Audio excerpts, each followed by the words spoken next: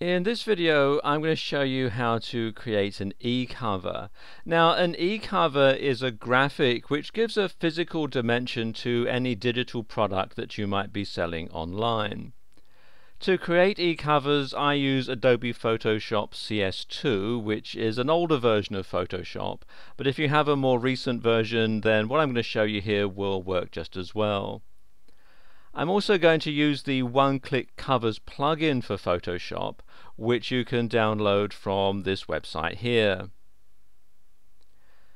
And once you've installed the One-Click Covers, they'll appear here in the Actions tab in Photoshop.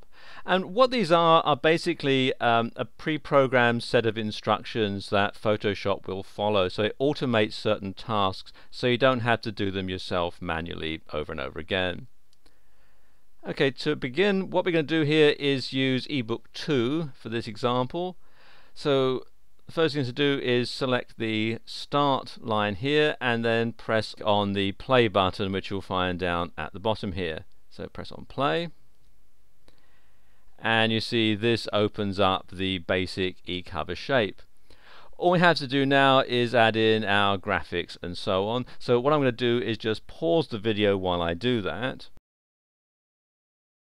Okay, I've put in some simple graphics here, and I've also saved it as a Photoshop PSD file. You see here I've called it fantasticcover.psd, and I always save my e-covers as a PSD file when they're at this stage, when they're in this flat stage.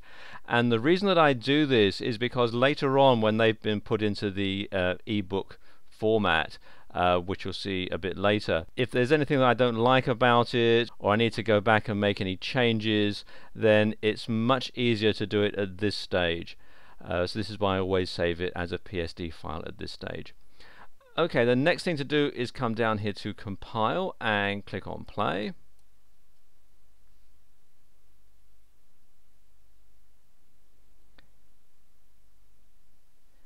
And you see Photoshop does all the work in the background to turn it into an e-cover like this. And then finally what I need to do is come here to finish and again click on play, and that trims it down to the correct size. Now I need to save it so that I can incorporate it into my web page, and for this I'm going to use the Save for Web function. So come here to File, Save for Web,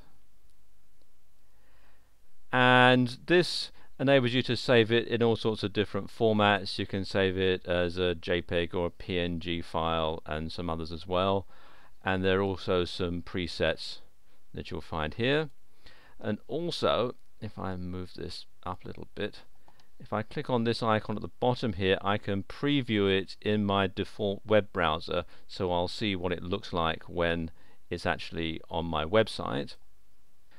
And there we go, that doesn't look too bad, so I'll now go ahead and shut this window and save it to my hard drive.